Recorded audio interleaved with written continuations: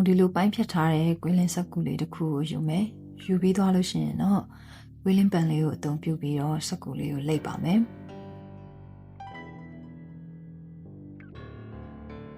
ပြီးသွားရင်တော့အောက်မှာရှိရဲ့ board ပြားလေးရဲ့မှာကိုလိုချင်တဲ့ size တွေကိုလိပ်ထားတဲ့စက်ကူလေးကိုထည့်မယ်ထည့်ပြီးတော့စက်ကူလေးကိုပြန်ထုတ်ပေးရနဲ့ကိုလေးတုပ်ပြီးတော့ shape လေးတစ်ခုလုပ်ပါမယ်ခုလုပ်တဲ့ shape လေးကတော့ကွင်းလင်းထဲမှာညမှုမှာအခြေခံကြတဲ့ shape လေးတစ်ခုဖြစ်တဲ့ teardrop shape လေးဖြစ်ပါတယ်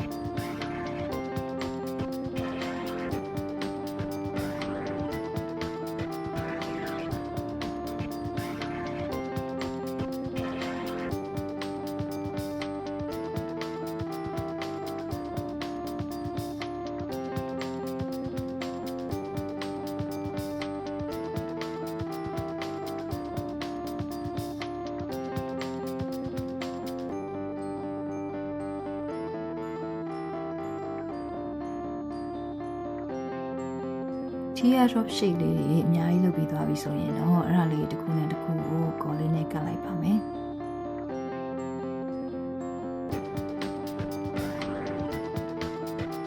teardrop shape လေးတစ်ခုနဲ့တစ်ခုကတ်လိုက်ရင်တော့အသေးပုံ shape လေးတစ်ခုဖြစ်သွားပါမယ်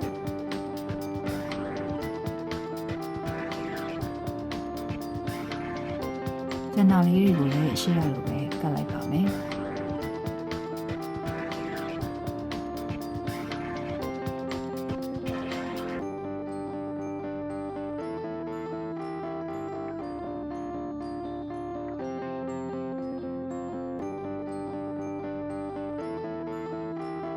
ပြီးသွားရင်တော့ဒီကတ်ထားတဲ့အသေးပုံလေးရဲ့အလယ်မှာနောက်ထပ်ဒီ teardrop shape လေးတစ်ခုကိုထပ်ထည့်ပြီးတော့ကတ်ပါမယ်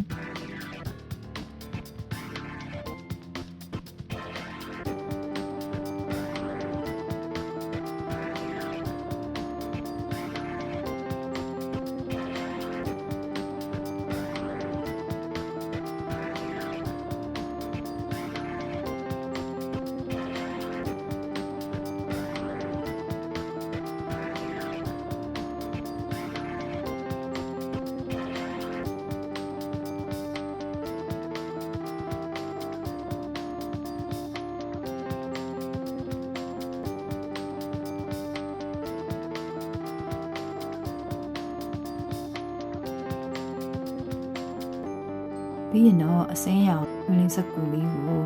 အသေးဆုံးအပိုင်းလေးတစ်ခုဖြစ်အောင်လုပ်ပိုင်းဖြစ်ပါမယ်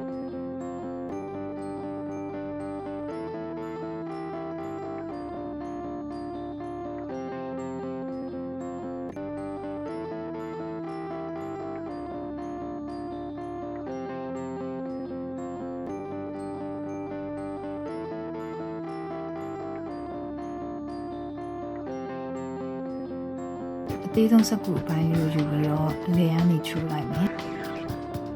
ပြီးရင်တော့ခုနကတော့ပန်းမင်းပုံလေးပုံဖော်ထားတဲ့ဝင်းလေးတစ်ခုကိုယူပြီးတော့စိမ်းရောင်စက်ကူလေးနဲ့ကတ်လိုက်ပါမယ်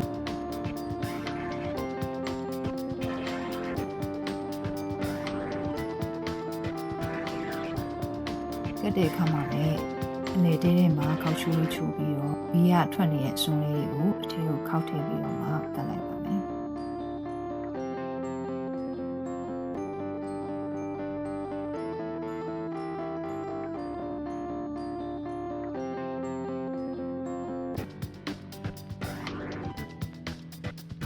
လူလေးကပ်ပြီးသွားရင်တော့ကွီလင်းပန်းပွင့်လေးတစ်ခုဖြစ်သွားပါပြီ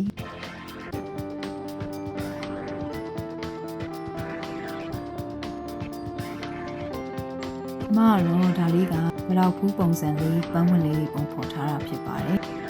တခြားသောကွီလင်းနဲ့လုပ်ထားတဲ့ပန်းပွင့်ပုံစံအမျိုးမျိုးကိုလည်းနောက်ပိုင်းမှာဆက်ပြီးတော့လုပ်ပြတော့ပါမယ်နော်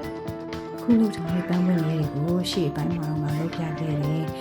အကိုင်းခက်ကလေးမှာဘယ်လိုပုံစံမျိုးကတ်လိုက်လဲဆိုတာကိုလည်းနောက်ပိုင်းလေးမှာစောင့်ကြည့်ပေးပါအောင်နော်